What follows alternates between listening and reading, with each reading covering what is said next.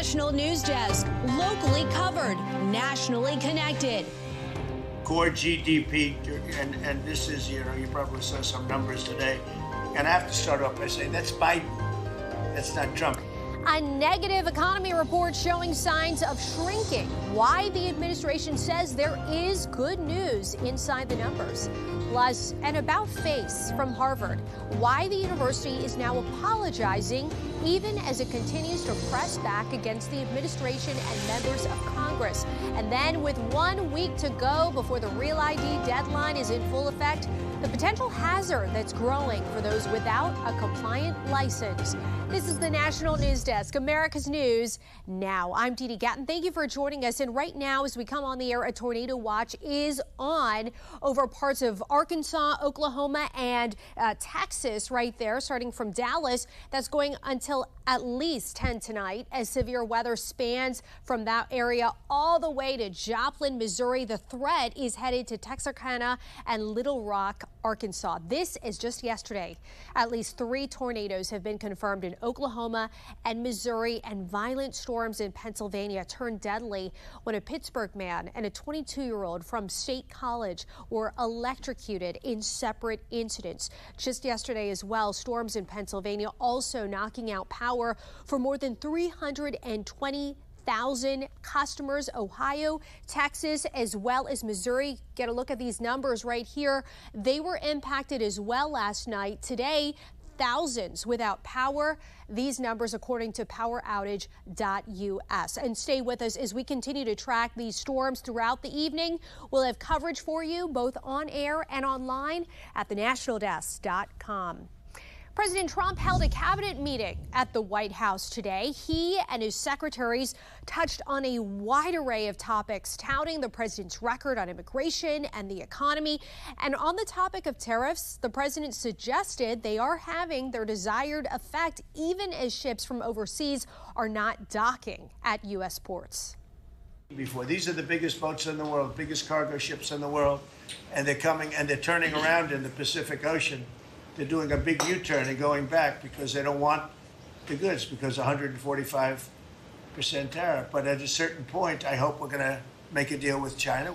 And these tariffs are having an impact on China, according to a survey by the National Bureau of Statistics. They've seen the sharpest monthly slowdown in more than a year. China's manufacturing index fell to 49.0 this month, down from 50.5 last month. Any reading below 50 suggests industry deterioration.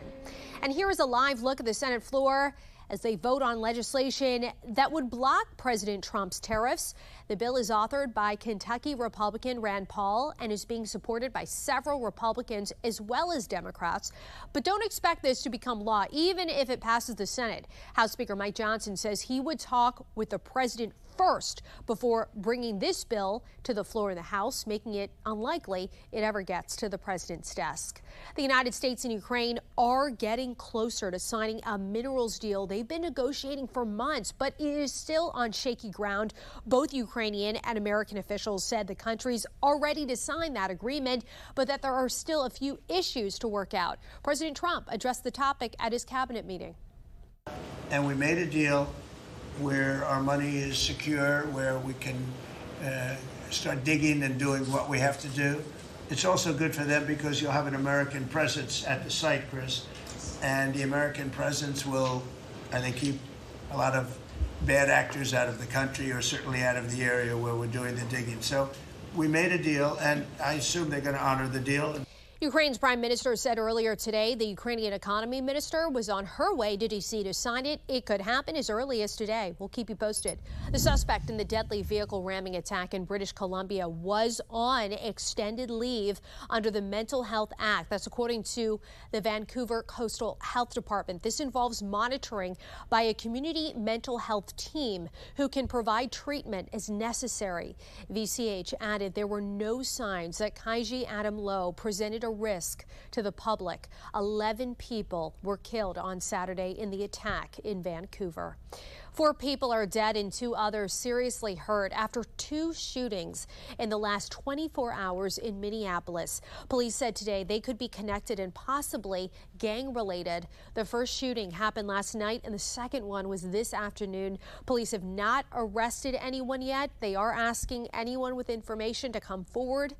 And also an officer killed while responding to an attack at a Pennsylvania hospital, shot by police. In February, a gunman entered UPMC Memorial and took staff members hostage at the intensive care unit. Officials say he was distraught after the woman he lived with died following treatment there. According to York County's district attorney, the shotgun blast from police that killed the attacker also killed patrolman Andrew Duarte.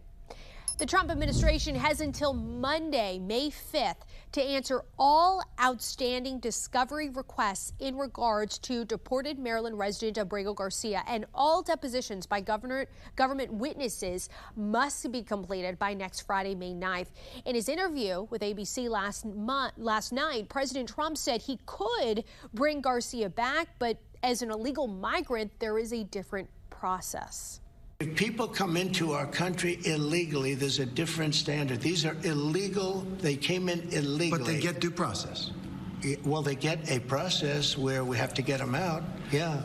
Homeland Security Secretary Kristi Noem told CBS that if Abrego Garcia was brought back to the U.S., he would be immediately deported again. Detained Columbia student Mohsen Moudawi was released from custody today.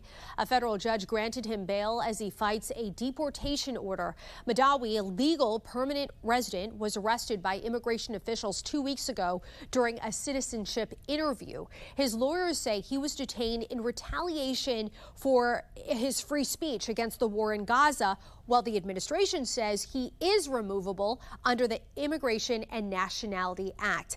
Moudawi co-founded the Palestinian Student Union at Columbia with Mahmoud Khalil, who was also detained by immigration authorities. Khalil is being held in Louisiana. Recently, an immigration judge ruled that the government has grounds to deport Khalil. Khalil's lawyers have accused the government of trying to deport him for protected speech. New developments. The president of Harvard issued an apology and promised changes after 2 internal reports found deep-rooted anti-Semitism and anti-Arab bias at the university. National correspondent Kaylee Gaskins joins us from Capitol Hill, where senators took up 2 bills aimed at addressing anti-Semitism on campus. By proxy, no. On Wednesday, a bipartisan group of senators working on 2 bills aimed at curbing rising anti-Semitism on college campuses. Students were harassed and attacked simply because they were Jewish. It's critical that the Department of Education has the tools to investigate anti-Semitism and root out the vile hatred wherever it rears its ugly head. While the pair of bills has bipartisan support, they also have bipartisan critics. GOP Senator Rand Paul is concerned they'll impact students' First Amendment rights to free speech. The First Amendment isn't about protecting good speech. It protects even the most despicable and vile speech. And Independent Senator Bernie Sanders wants to ensure the legislation doesn't impede on the ability to criticize the Israeli government. Criticizing the extremist government of Netanyahu over their policies in Gaza is not anti-Semitic. Much of the spotlight on this issue shining on Harvard University, the school's president issuing an apology after Tuesday's release of 2 highly anticipated internal reports investigating anti-Semitism and anti-Arab bias on campus. The scathing report found anti-Semitism had infiltrated coursework, social life, hiring practices of faculty, and the worldview of certain academic programs in the wake of the October 7th, 2023 Hamas terror attacks on Israel. The report states that Jewish students, quote, faced bias, suspicion, intimidation, alienation, shunning, contempt, and sometimes effective exclusion from various curricular and co-curricular parts of the university and its community. Clear examples of anti-Semitism and anti-Israel bias. And a separate report by Harvard conducted at the same time and published at the same time found anti-Arab, anti-Muslim, and anti-Palestinian bias on campus as well. 92% of Muslim students surveyed said they believed they would face academic or professional penalties for expressing their political opinions. Meanwhile, Kayla, Harvard is in the middle of an intense legal battle with the White House over billions of dollars worth of federal funding that's frozen. What is the latest on that front? So, Didi, a federal judge agreed to expedite Harvard's lawsuit against the Trump administration. This is over the White House freezing $2.2 billion worth of federal funding, largely over the way Harvard handled anti-Semitism on campus.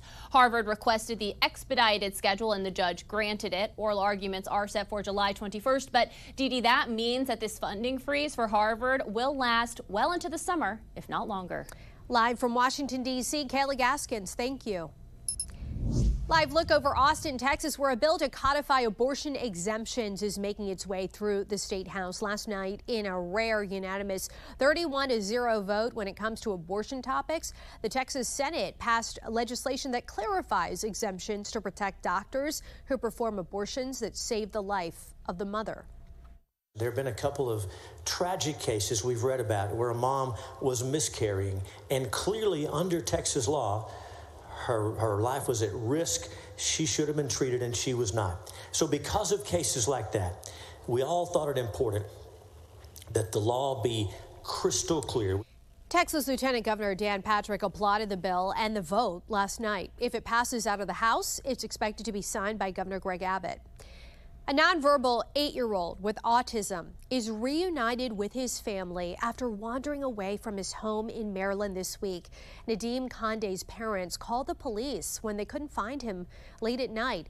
A rescue helicopter spotted him walking into a nearby body of water. Special Operations K-9 officers then brought him back to his family unharmed.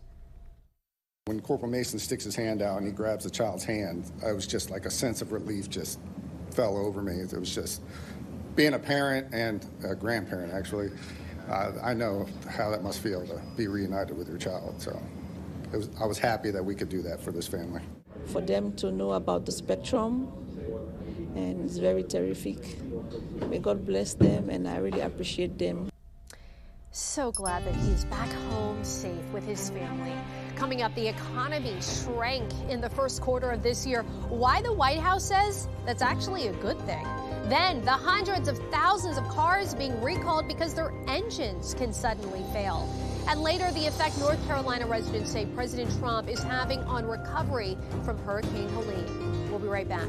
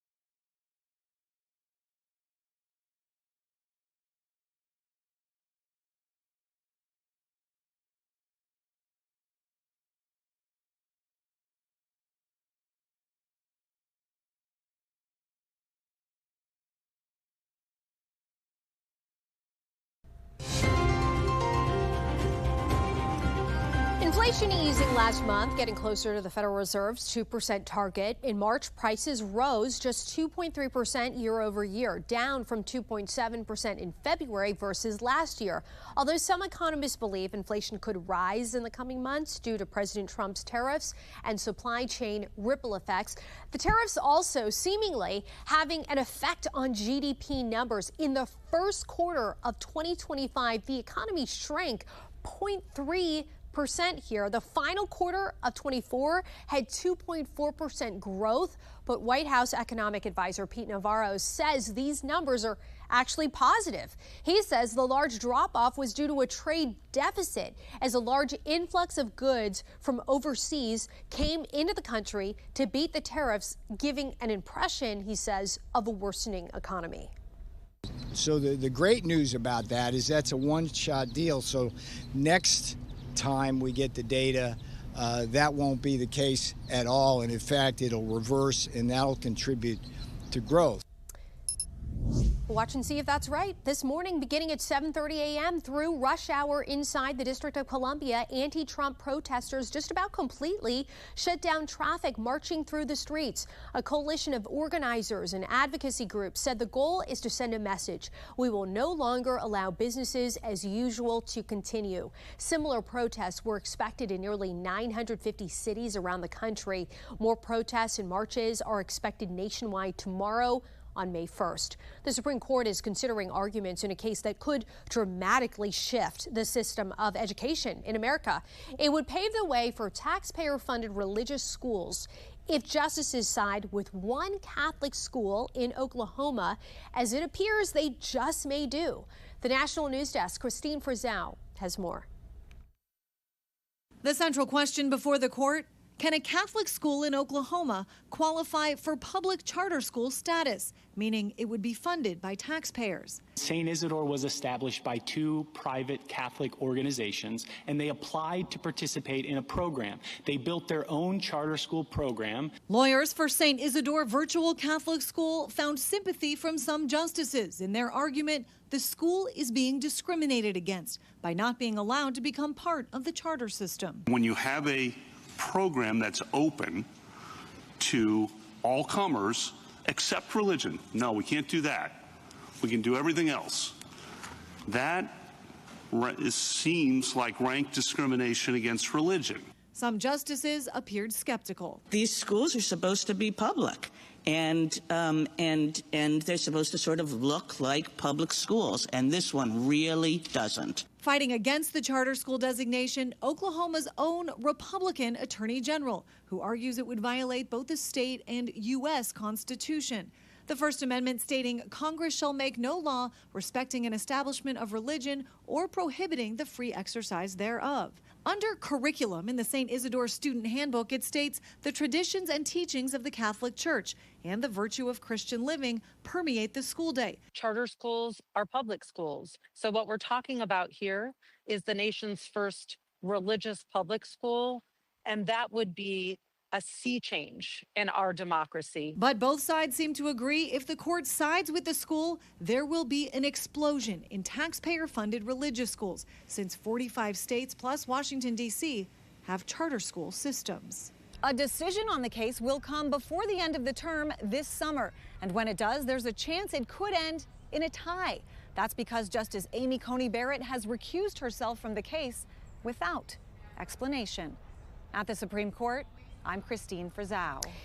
Nearly 600,000 trucks and SUVs are being recalled because the engines can suddenly fail. This recall covers the GM models that you see right there. They're listed on your screen, all with V8 engines. Drivers may notice problems before the engine fails, like unusual sounds coming from the engine or the check engine light. GM says dealers will offer free inspections, repairs, and replacements. The deadline to have a real ID is now 1 week away. On May 7th, to travel domestically or to access federal buildings, you will need a real ID compliant identification card. But with the rush to get a new license come scammers who are trying to take advantage of unsuspecting people. With the help of AI, these scams are becoming harder to identify. It's so easy for scammers and hackers to produce fake websites, fake phishing attempts, email messages, text messages that seem to be coming from real URLs, real addresses. Keep in mind, official websites will have a .gov extension. Also look out for suspicious language, misspellings, or incorrect agency names in emails or texts. If you initiate the contact, also be extremely cautious and avoid providing any personal information. Diabetes deaths are at their lowest level in years. New preliminary CDC data shows there were 26.4 diabetes deaths per 100,000 people last year, and that is down from 31.1 per 100,000 in 2021, a record high that the CDC says could have been fueled by the connection between diabetes and COVID deaths. Despite the progress, we are still not down to pre-pandemic levels. If you have neck or back pain that hasn't responded to surgery, newer injectable therapies may help. Medical reporter Liz Bonis shows us how. Thank you. In most cases, these can be performed as outpatient procedures. Dr. Guru Sudarshan of Ohio's Cincinnati Pain Physicians allowed our cameras to follow this patient who's being given what's called a thoracic epidural. He's got mid-upper back pain following a surgical procedure, and ideally you'd like to try a conservative treatment like this before going for another surgery. Once the patient is properly positioned, live x-rays are used to ensure needle placement, so the medication delivered goes into the proper space. As to how it helps? Most of these injections, which are done in the close to the nerve root area, work by a combination of what's called membrane stabilization. That's the medication that we use, usually a corticosteroid, which stabilizes the neural membrane to the extent that the pain is no longer being perceived by the patient. Once that needle placement is confirmed, the medication is slowly injected into the epidural space. It can help reduce pain for up to 12 months, likely due to more than medicine. Whether it's some kind of a flare-up that we have gotten control of, or is it just the fact that the patient's condition improves? We don't know that for sure. Coming up next, the state that could soon require public schools to display the 10 Commandments in every classroom. That story and much more right after this.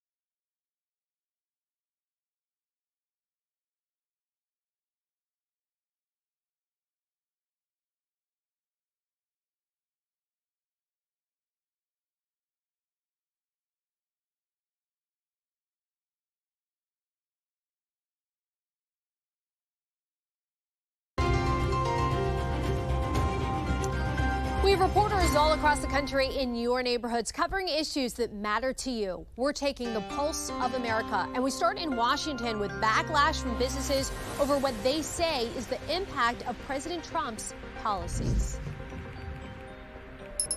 The Canadian tour visits from Victoria Clipper in March were down 58% from Victoria. there are fewer Canadians coming to town. It is why he and longtime Civic leader Howard Wright have teamed up with an unusual offer. This isn't how we treat our neighbors. It's not how I treat my neighbors. We welcome them with open arms. They may have elbows up. We have arms open. The campaign is aimed at Canadians who normally visit for the annual Blue Jays series against the Mariners. One look at Ticketmaster shows plenty of good seats are still available. Nearly 36 businesses will take the Canadian dollar at par during that weekend, cutting 30% of the price. You need your riverbanks fixed, you need a lot of roads fixed, and we're going to get it done in rapid time. Under our leadership, the federal government will be surging housing solutions. They were two of President Trump's promises to WNC when he came. Days after, major Corps of Engineers heavy machinery came in. We did get an executive order from the president. Obviously, we've heard that loud and clear. We did see things happen faster right after his visit. Swannanoa contractor Martin Riggs feels Trump's presence helped. We also spoke with Anfa Terrain Hensley, who with her 81-year-old mom lived months in a motel. Of course, I voted for him, and I'm very disappointed. We've been struggling really bad. Are you in any kind of permanent housing right now? No. The Ten Commandments could soon be required in every public classroom in Texas if House lawmakers approve a bill that's already passed the Senate. I know we have a strong commitment in that category. SB 10 would require these classrooms to display the Ten Commandments in a specific size and format set by the state. Supporters like the conservative organization Texas Values call it a way to restore moral values in schools. Today that are just crying out for moral clarity. But opponents, including teachers, parents, and faith leaders, say it goes too far. Forcing one religion's text on all students contradicts one of the foundational ideals of our democracy, the separation of church and state. Coming up, why a kangaroo was seen hopping down a highway in Alabama. You see it go right there. We'll have that story when we come back.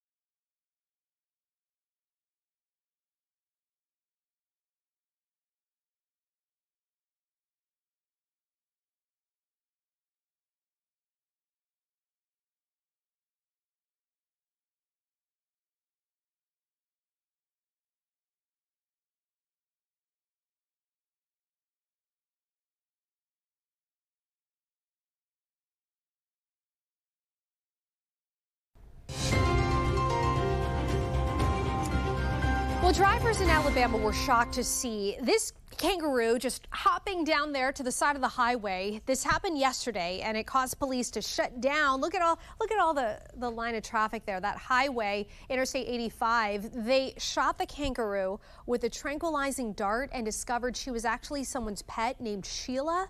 Vets at Auburn University, they made sure she was okay. Sheila was returned to her owner, who said she had somehow escaped her enclosure. We're just happy to report, thankfully, she is safe at home tonight. That's going to do it for us for this edition of the National News Desk. We invite you to join us again this evening as we talk to President Trump's former economic advisor to get his views on an apparent weak GDP report. That and much more coming up tonight at 10. I'm Dee Gatton. Thanks for watching. We'll see you tonight.